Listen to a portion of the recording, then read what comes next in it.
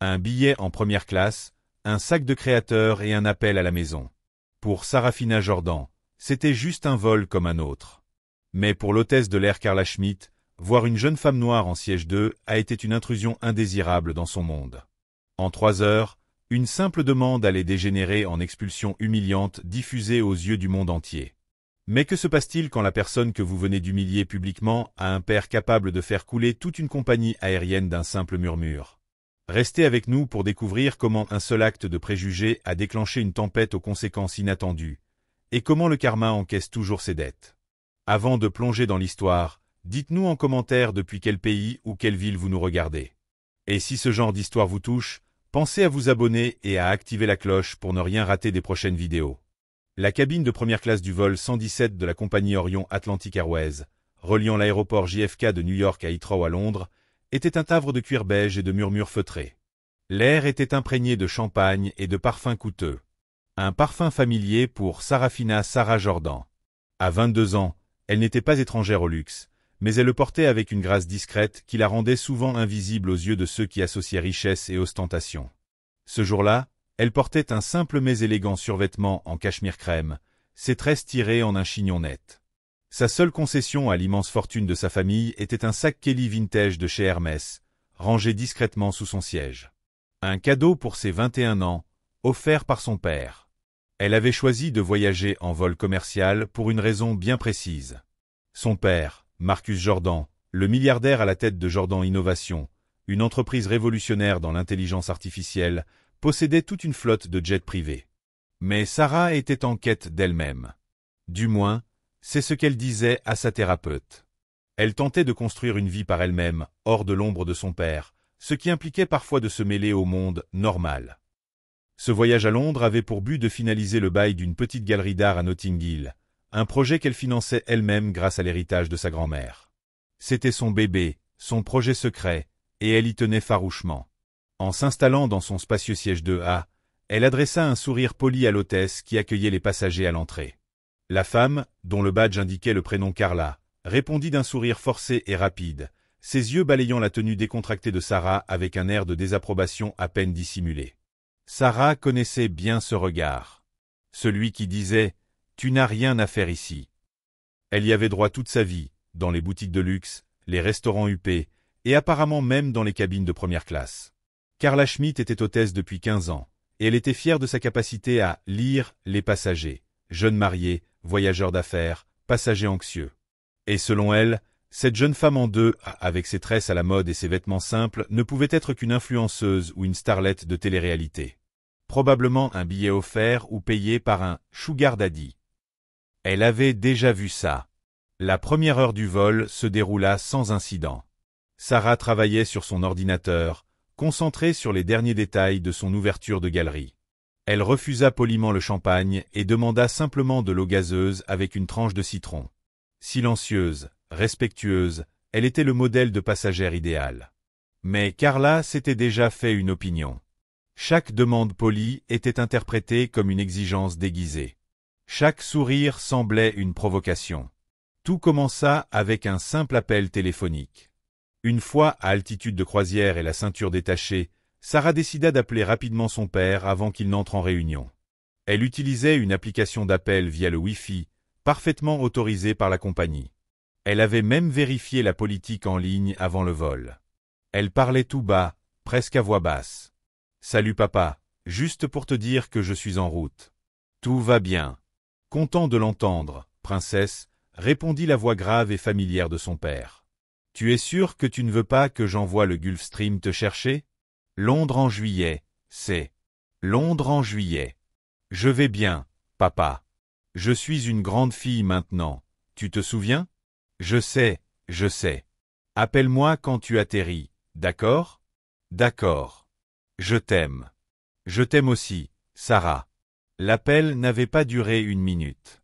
En raccrochant, Sarah leva les yeux et vit Carla dans l'allée, bras croisés, le visage dur. « Madame, il est interdit de passer des appels téléphoniques à bord, » dit Carla d'une voix forte qui attira les regards. « Je suis désolé. J'utilisais le Wi-Fi. C'est autorisé par la compagnie.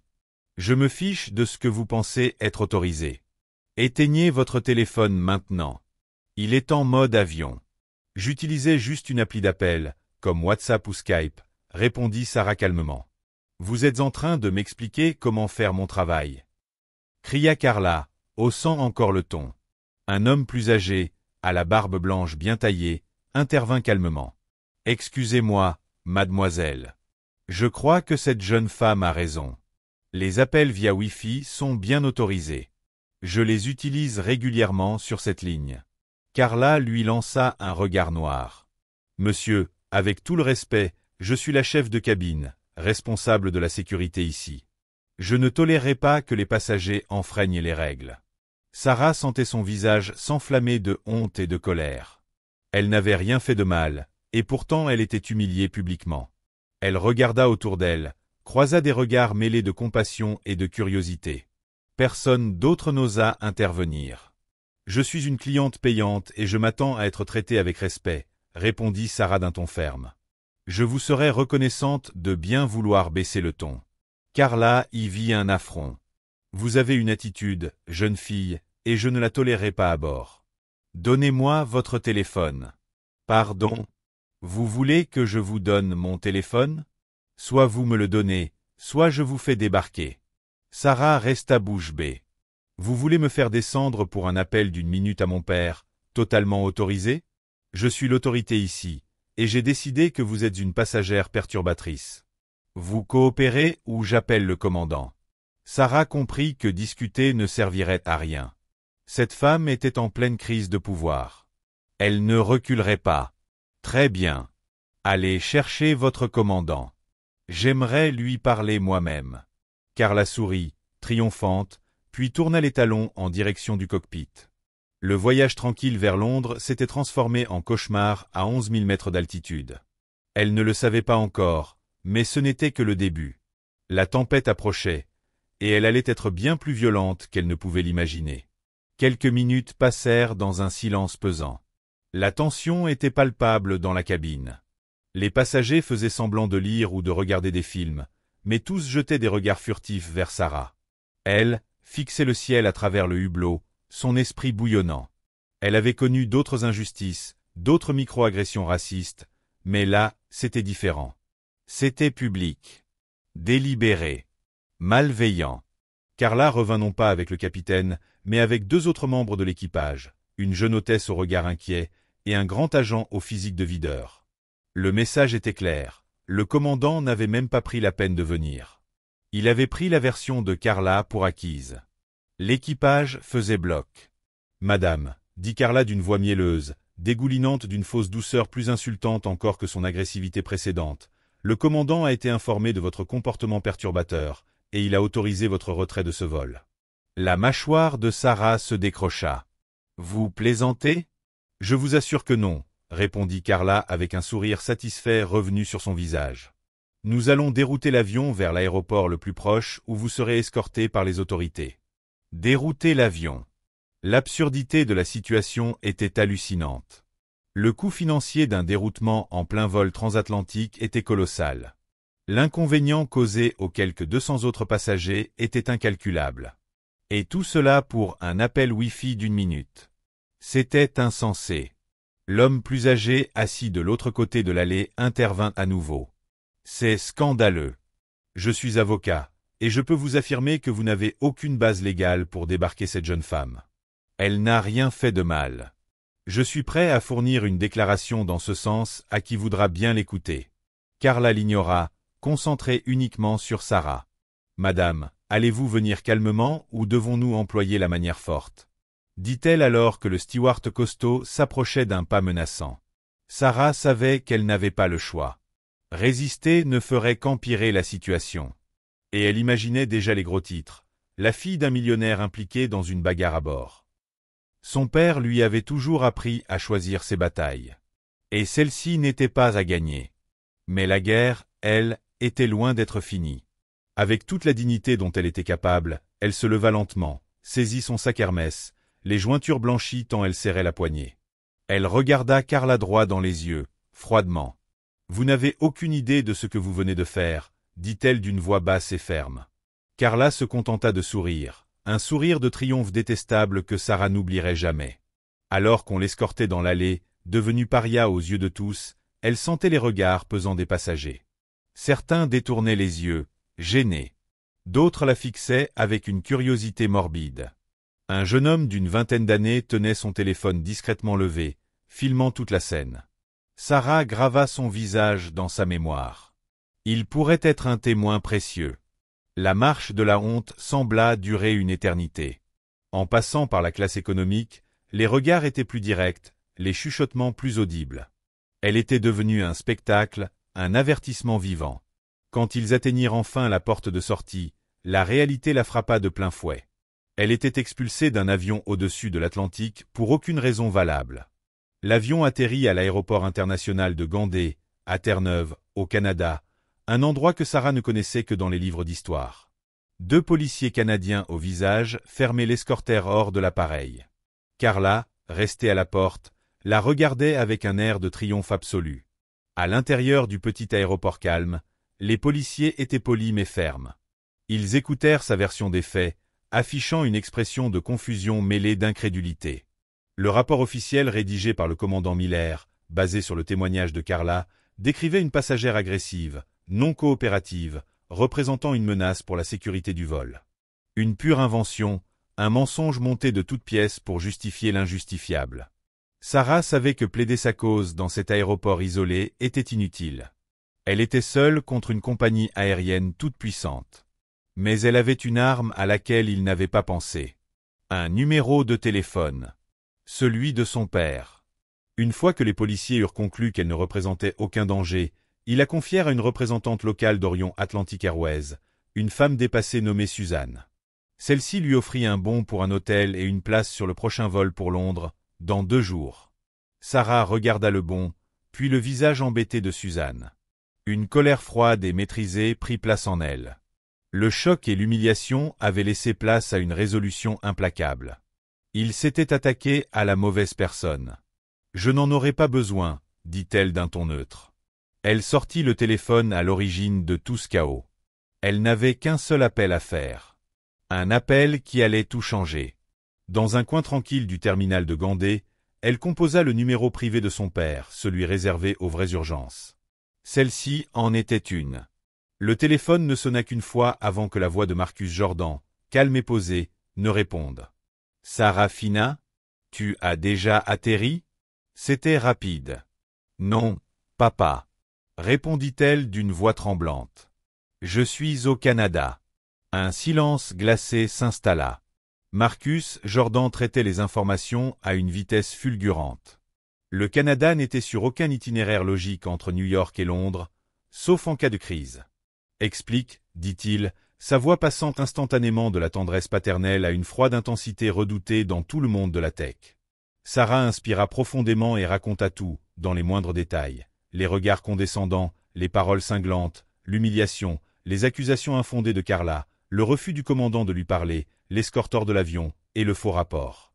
Marcus l'écouta sans l'interrompre. Il ne jura pas, ne haussa pas la voix. Il absorbait simplement l'information, les engrenages de son esprit en marche, préparant une riposte. Quand elle eut terminé, un silence pesant s'installa. Une tension à l'état pur. Quel était le nom de l'hôtesse? Demanda-t-il d'une voix dangereusement douce. Carla. Carla Schmitt. Chef de cabine. Et la compagnie? Orion Atlantic Airways, vol 117. Très bien. Pause. Sarah, est-ce que tu vas bien? Les policiers te traitent correctement? Je vais bien, papa. Ils ont été professionnels. C'est la compagnie. Ils m'ont laissé ici, m'ont donné un bon d'hôtel et un vol dans 2 jours. L'absurdité de la situation lui donnait envie de rire et de pleurer. Tu ne dormiras pas à l'hôtel, et tu ne reprendras plus jamais leur vol, déclara Marcus. Ce n'est pas une suggestion, c'est un fait. Je t'envoie le Challenger. Il sera là dans 3 heures. Mon équipe de sécurité est déjà en route. Un agent te rejoindra dans moins de 30 minutes. Ne bouge pas. Papa, tu n'es pas obligé. Il l'interrompit, doux mais ferme. Je le suis. Personne ne fait ça à ma fille. Personne. La conviction dans sa voix apaisa les nerfs à vif de Sarah. Ce n'était pas seulement qu'il arrivait avec ses ressources immenses. C'était qu'il la croyait, sans la moindre hésitation.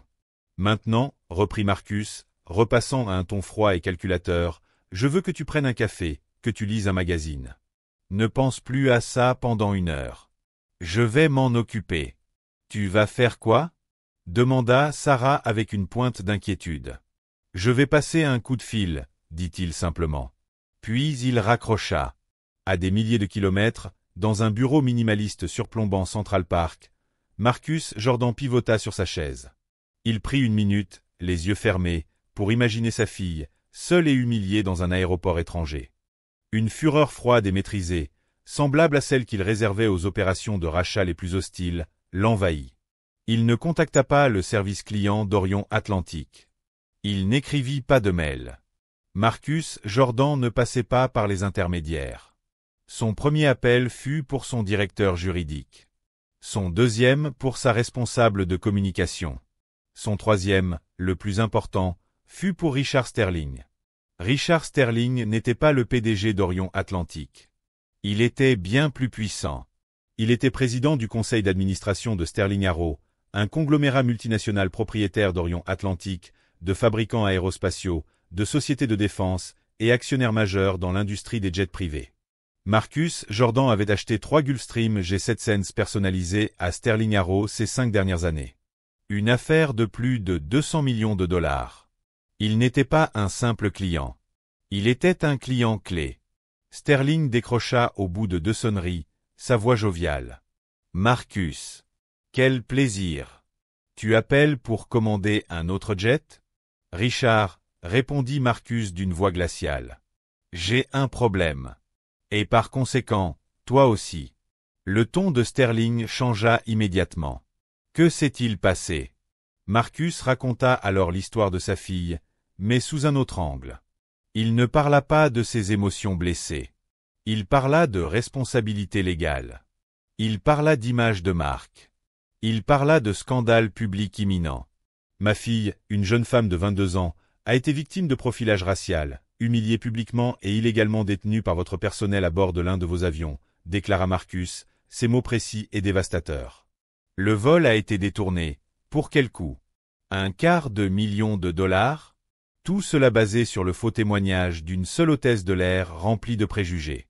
Ma fille est maintenant bloquée à Terre-Neuve, au Canada.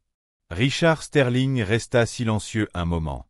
Les implications des paroles de Marcus faisaient leur chemin.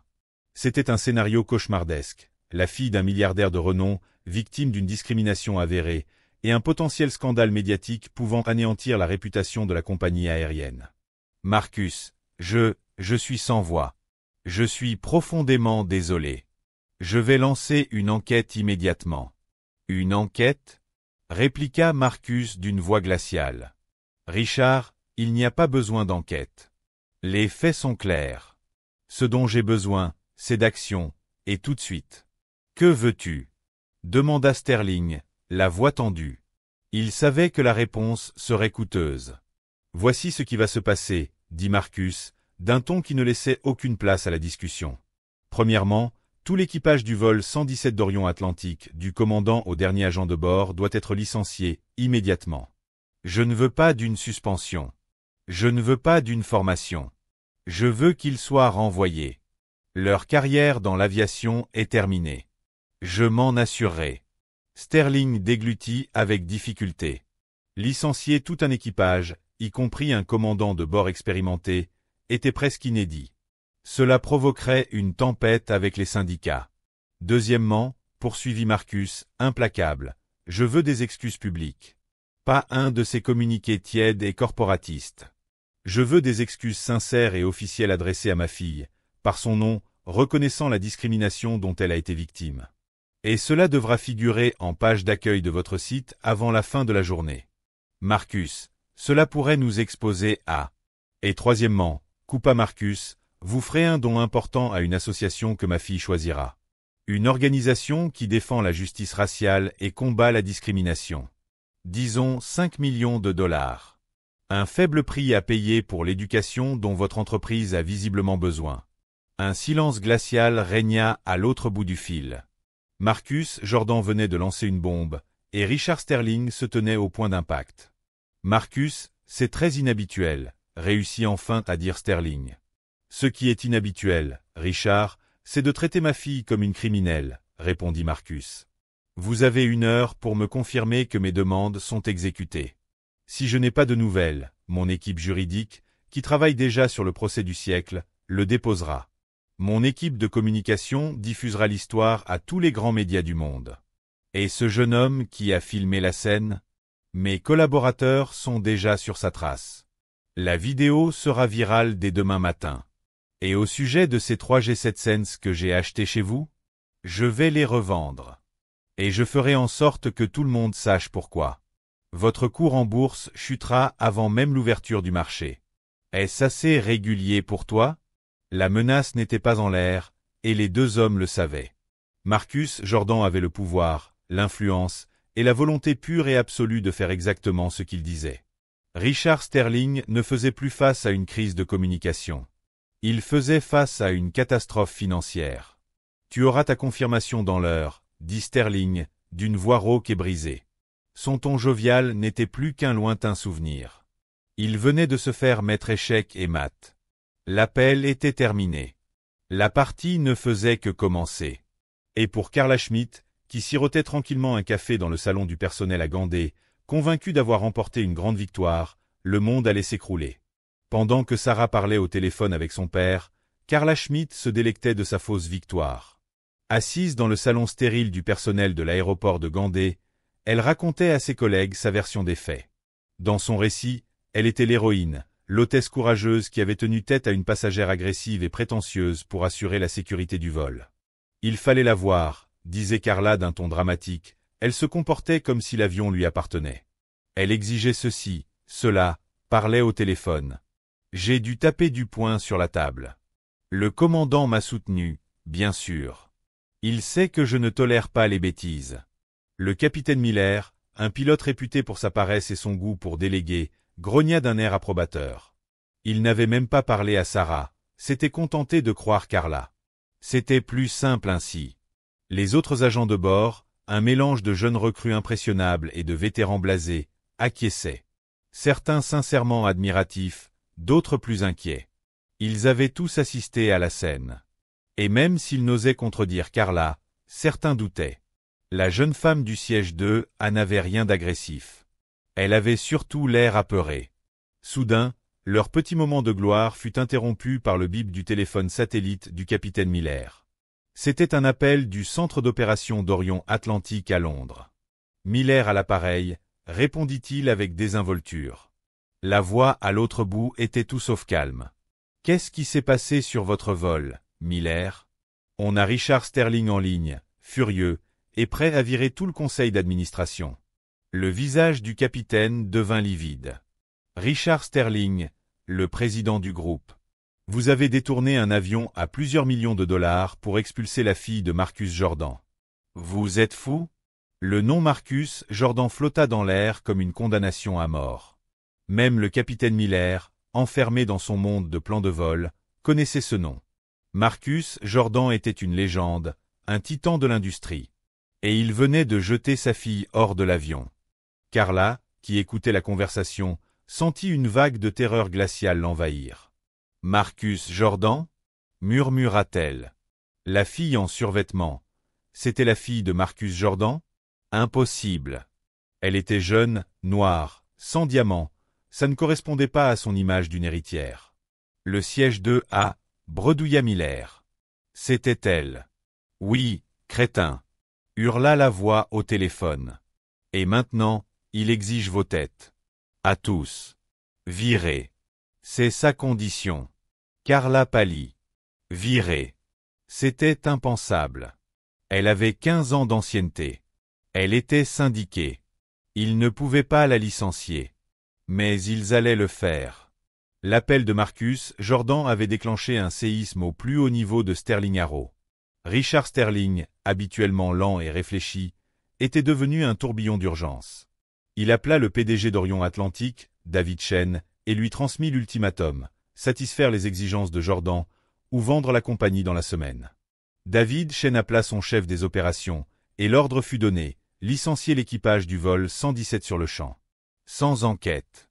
Sans représentant syndical. Un acte brutal et sans précédent. Mais l'alternative était pire. La survie de la compagnie en dépendait. À Gandé, la réalité rattrapait les membres de l'équipage.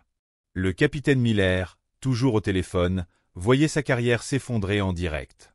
Les autres agents de bord regardaient Carla avec une mélange de peur et d'accusation. Tout cela, c'était de sa faute. C'est une erreur, balbutia Carla, la voix tremblante. C'est un malentendu. C'est elle qui était perturbatrice. Nous faisions juste notre travail. Mais personne ne l'écoutait. La camaraderie avait disparu, remplacée par une panique de survie. Ils n'étaient plus une équipe. Juste des individus prêts à tout pour sauver leur peau. Et ils savaient tous qui blâmer. La notification officielle arriva par email. Un message froid, impersonnel, envoyé simultanément sur les téléphones de l'équipage. À l'équipage du vol 117 d'Orion Atlantique. Nous vous informons par la présente que votre contrat avec Orion Atlantic Airways est résilié, avec effet immédiat. Cette décision est définitive et non négociable. Veuillez remettre votre badge d'identification et tout matériel appartenant à la compagnie au personnel au sol de l'aéroport de Gandé. Plus d'informations sur votre solde de tout compte et vos indemnités seront communiquées ultérieurement. Cette décision fait suite à un incident grave impliquant un passager aujourd'hui. Votre comportement constitue une violation flagrante des politiques de l'entreprise et a causé un préjudice irréparable à la réputation et à la stabilité financière de la compagnie. Orion Atlantic Airways applique une tolérance zéro envers toute forme de discrimination ou mauvais traitement de ses passagers. Nous vous souhaitons le meilleur pour la suite. Les mots étaient le glas. 15 ans de carrière anéantis en un instant. Sa retraite, ses avantages, tout était parti en fumée. Carla fixait son téléphone, refusant de croire ce qu'elle lisait. Mais c'était réel. Suzanne, la représentante au sol qui semblait dépasser plus tôt, s'approcha maintenant avec une autorité glaciale. Une liste à la main. Capitaine Miller. Carla Schmitt. Veuillez me remettre vos badges. L'humiliation était totale. Ils étaient dépouillés de leur identité, dans ce même petit aéroport où quelques heures plus tôt, ils se sentaient tout-puissants. Carla tendit son badge. Cette carte en plastique qui lui avait ouvert les portes du monde. Et alors qu'elle le faisait, elle aperçut à travers la vitre un jet privé blanc roulant sur la piste. Un bombardier Challenger. Puissant. Élégant. Il hurlait la richesse. Et il venait pour Sarah Jordan. L'influence. Elle était venue pour Sarafina Jordan. Carla regarda une voiture noire s'arrêter près du jet privé. Et Sarah, calme et digne, en descendit pour monter à bord de l'avion. Elle ne se retourna pas. Elle n'en avait pas besoin. Elle avait gagné. Le poids de ses actes s'écrasa enfin sur Carla. Il ne s'agissait pas seulement d'un appel téléphonique. Il s'agissait de préjugés. D'orgueil. Elle avait jugé un livre à sa couverture, et elle s'était lourdement trompée. Elle avait déclenché un conflit contre une princesse, sans savoir qu'elle avait un roi pour père. Et maintenant, elle en payait le prix, un prix bien plus élevé qu'elle ne l'aurait jamais imaginé. Sa vie d'hôtesse de l'air était terminée. Mais son cauchemar ne faisait que commencer. Le monde entier allait bientôt entendre l'histoire du vol 117, et son nom y serait à jamais lié. Alors que le jet Challenger s'élevait dans le ciel limpide du Canada, emportant Sarah loin du théâtre de son humiliation, cette dernière put enfin respirer. La crise immédiate était terminée, mais une autre tempête, plus complexe, bouillonnait en elle. Du soulagement, oui, mais aussi un sentiment de violation, et même une pointe de pitié pour la femme qui avait tout causé. Elle avait gagné, mais c'était une victoire amère. Son père avait géré la situation avec son efficacité implacable habituelle, mais le caractère public de toute cette affaire la mettait mal à l'aise. Elle avait voulu se construire une vie hors de l'ombre paternelle. Et maintenant, cette ombre était plus grande que jamais. Le monde la verrait comme la fille du milliardaire qui avait fait virer tout un équipage.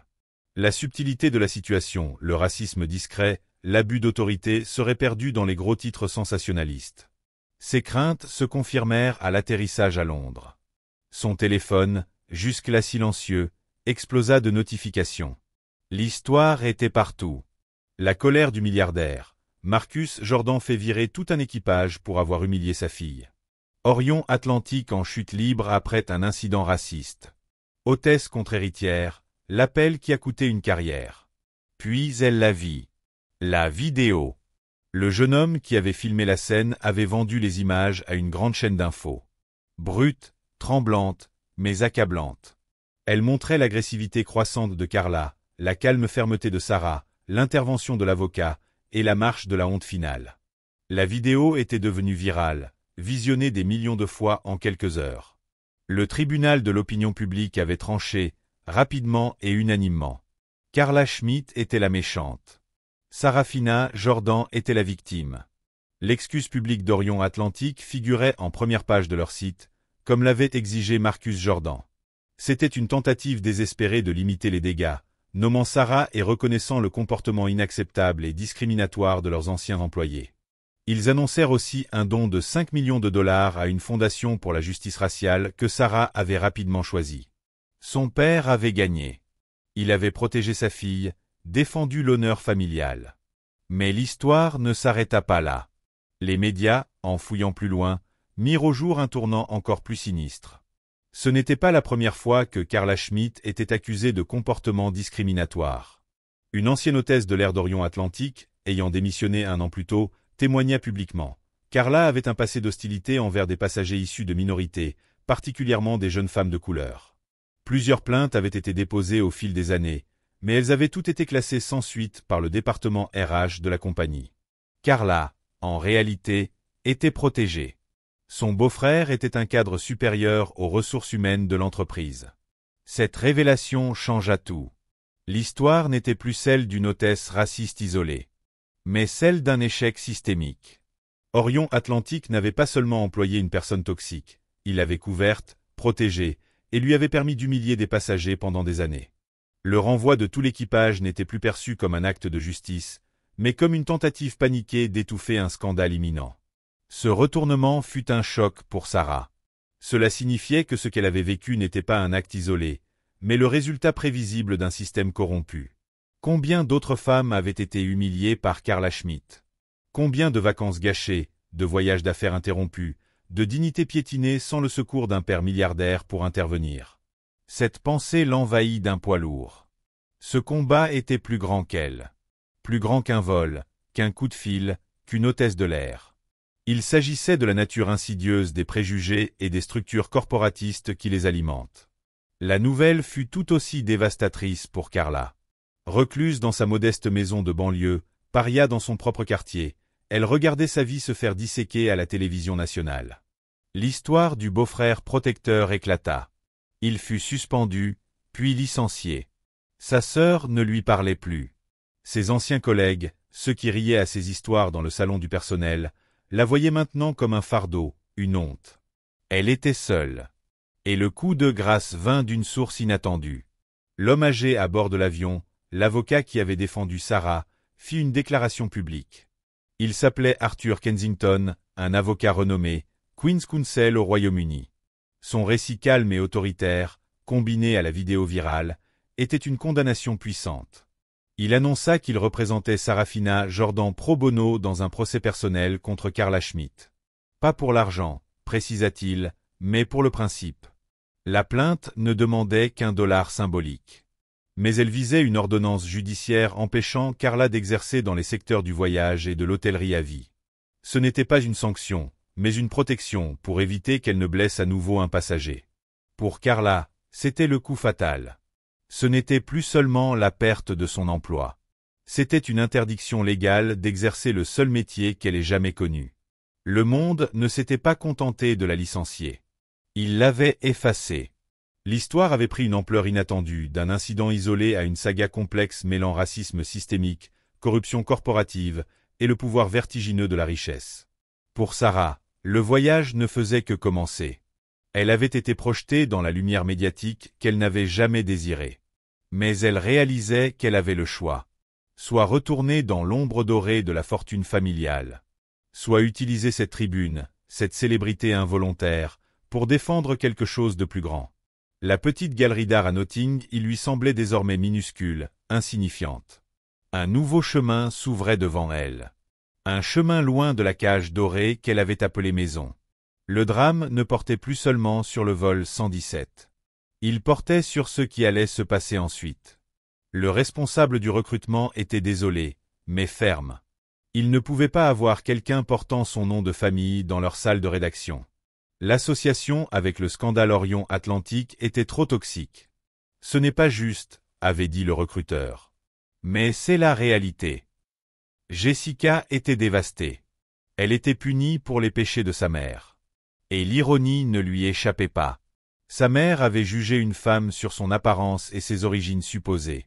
Et aujourd'hui, Jessica était jugée uniquement sur son nom. La confrontation entre la mère et la fille fut brutale. Toutes les justifications de Carla, sa pitié pour elle-même, ses tentatives de se poser en victime, s'effondrèrent face à la douleur brute de sa fille. « C'est toi qui as fait ça », sanglota Jessica, la voix tremblante de trahison. Un coup plus douloureux pour Carla que n'importe quel procès. « Tu parles d'être jugée injustement. Tu as ruiné ma chance, mon avenir, juste parce que tu ne supportais pas de voir une fille noire en première classe. Ça en valait la peine, maman? Ça en valait la peine pour te sentir puissante pendant 5 minutes? » Ce fut la véritable karma qui brisa Carla Schmitt. Pas la perte de son emploi, mais la perte du respect de sa fille. La prise de conscience que ses préjugés n'avaient pas seulement détruit sa propre vie, mais qu'ils avaient aussi jeté une ombre noire sur la vie de la personne qu'elle aimait le plus au monde. Elle ne gardait plus que les cendres amères de sa propre faute. Une femme solitaire dans une maison silencieuse, hantée par le fantôme de la vie qu'elle avait autrefois eue. Pour Sarafina Jordan, les échos du vol 117 résonnaient autrement. L'incident l'avait obligée à sortir de son exil volontaire, loin du nom familial. Elle était devenue, malgré elle, une figure publique. Mais au lieu de fuir cette visibilité, elle décida de l'embrasser. Elle ouvrit sa galerie d'art à Notting Hill. Mais sa mission avait changé. Ce n'était plus un simple projet de passion. C'était devenu une plateforme. La galerie, baptisée Ugandais Project, était désormais dédiée à la mise en valeur d'artistes émergents issus de communautés marginalisées, des artistes dont les voix étaient souvent ignorées. Elle créa une fondation, financée par le don de 5 millions de dollars d'Orion Atlantique, assortie d'un don équivalent de son père, pour fournir une aide juridique et un soutien aux victimes de discrimination dans les secteurs du voyage et du service. Elle devint une militante, prenant la parole lors de conférences et dans des universités, racontant son expérience, non comme une vengeance, mais comme un avertissement sur les dangers des préjugés non contrôlés et l'importance de l'empathie. Elle n'oublia jamais le sentiment d'impuissance, celui d'être jugée et rejetée. Et elle était désormais déterminée à utiliser le pouvoir qu'elle avait tenté de fuir, pour éviter à d'autres de vivre cela. Un soir, environ 1 an après l'incident, elle travaillait tard dans sa galerie quand son père l'appela. « Je viens de lire ton portrait dans Forbes », dit Marcus, un sourire fier dans la voix. L'activiste accidentel. J'aime bien ce surnom. Sarah sourit. Ça a été un sacré voyage. Je suis fier de toi, ma princesse, dit-il, la voix plus douce. Tu as pris une situation terrible et tu l'as transformée en quelque chose de bon, quelque chose qui aide les gens. J'ai appris du meilleur, répondit-elle, en regardant autour d'elle les œuvres vibrantes et engagées accrochées au mur de sa galerie. Tu m'as appris que la meilleure façon de combattre un tyran, ce n'est pas seulement de gagner, c'est de changer les règles du jeu. La cage dorée dans laquelle elle s'était autrefois sentie piégée avait laissé place à un monde de sens et de but. Les cicatrices du vol 117 demeuraient. Témoignage de la laideur qu'elle avait affrontée, mais aussi de sa résilience, de sa force, et des chemins inattendus que la vie peut prendre. Le drame était terminé, mais l'histoire, son histoire, ne faisait que commencer. Et c'était une histoire qu'elle était enfin prête à écrire selon ses propres termes. L'histoire de Sarafina Jordan et Carla Schmitt est bien plus qu'un simple titre viral. C'est une leçon de vie, puissante, sur les conséquences. Elle montre comment un seul moment de préjugé, un jugement instantané basé uniquement sur la couleur de peau, peut détruire des vies et des carrières. Elle montre comment le pouvoir immense de la richesse peut être utilisé comme une arme, apportant une justice rapide et décisive. Mais elle révèle aussi une forme de karma bien plus profonde. Celle qui ne vous enlève pas seulement votre emploi, mais vous ôte le respect de ceux que vous aimez, et vous laisse seul avec l'écho cruel de votre propre haine. Les mois passèrent. Le monde semblait être passé à autre chose. Mais Sarafina Jordan, elle, continuait son combat. Son initiative, The Gandé Project, connut un succès grandissant. Des artistes du monde entier, de Lagos à Sao Paulo, de Détroit à Johannesburg, affluaient pour exposer leurs œuvres, trouvant enfin un espace où leur voix était entendue, célébrée, respectée. Mais le vrai changement s'opérait en coulisses.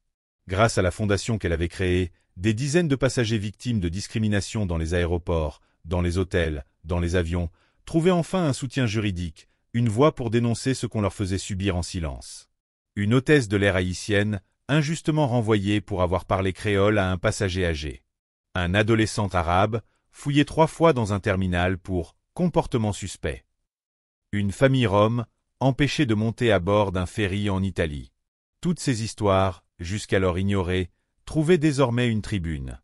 Et derrière chaque victoire juridique, chaque procès gagné, il y avait le nom de Sarafina Jordan en filigrane. Pendant ce temps, Carla Schmitt disparaissait peu à peu des radars. Elle vivait recluse dans une petite ville de province, évitant les regards, craignant les caméras, les réseaux sociaux, même son propre reflet. Un jour, alors qu'elle faisait la queue à la caisse d'un supermarché, une cliente la reconnut. « C'est vous, n'est-ce pas ? La femme du vol 117. » Carla baissa les yeux. Elle ne répondit rien. Elle n'était plus l'autoritaire chef de cabine. Elle était devenue une note de bas de page dans une histoire de honte. Et pourtant, malgré tout, Sarah n'éprouvait pas de haine pour elle. Un jour, dans une interview à la BBC, un journaliste lui demanda « Si Carla Schmitt vous appelait aujourd'hui pour s'excuser, que lui diriez-vous » Sarah resta silencieuse quelques secondes. Puis répondit calmement « Je lui dirai que je lui pardonne. Pas pour elle. Pour moi. Parce que la colère est un poids, et que moi, j'ai décidé d'avancer. » Le public fut ému. Pas par vengeance, mais par la force tranquille d'une femme qui avait transformé la douleur en lumière. Et dans cette lumière, Sarafina Jordan était devenue plus que la fille d'un milliardaire. Elle était devenue un symbole. Pas d'un scandale, mais d'un espoir. 2 ans plus tard, le nom de Sarafina Jordan est désormais bien plus qu'un simple buzz médiatique. Il est enseigné dans les écoles de journalisme, cité dans les conférences TED, évoqué dans les panels de diversité et de justice sociale.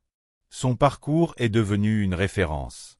La Gandé Project Foundation a ouvert 3 nouveaux espaces à Berlin, Nairobi et Atlanta, chacun dédié à des formes artistiques issues de l'histoire des peuples marginalisés, textile ougandais, street art brésilien, poésie queer du Moyen-Orient, photographie issue des ghettos américains. Mais au cœur de tout cela, il y a toujours Sarah. Discrète, mais présente. Pas comme une célébrité. Comme un guide, une femme qui a connu la violence sourde du racisme et qui a décidé d'élever les autres avec elle. Pendant ce temps, Jessica Schmitt, la fille de Carla, a publié un article viral dans The Guardian intitulé « Ma mère, le scandale et ce que j'ai compris sur l'héritage invisible du racisme ». Un texte douloureux, écrit avec lucidité et maturité, dans lequel elle raconte « J'ai aimé une mère que je croyais forte. Et j'ai découvert une femme fragile, éduquée dans la peur, déformée par des préjugés qu'elle n'avait jamais remis en question. Aujourd'hui, je ne veux pas cacher mon nom.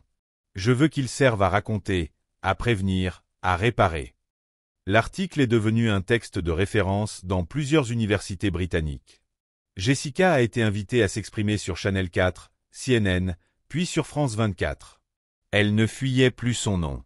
Elle le transformait en outil de conscience collective. Et Carla? Elle vivait toujours dans le silence, mais elle avait changé. Son monde s'était effondré, mais elle en reconstruisait un autre, petit à petit, loin de l'orgueil, loin des uniformes. Elle faisait du bénévolat, discrètement, dans un centre d'alphabétisation pour femmes migrantes. Elle ne cherchait ni pardon public, ni reconnaissance. Elle cherchait la paix. Un jour, en rangeant les livres d'une étagère, elle tomba sur un recueil de poèmes écrits par une jeune réfugiée soudanaise. Elle lut ces mots. « Ceux qui m'ont fait du mal m'ont appris à pleurer. Ceux qui m'ont tendu la main m'ont appris à vivre. Et moi, entre les deux, j'ai décidé de ne plus me taire. » Carla pleura.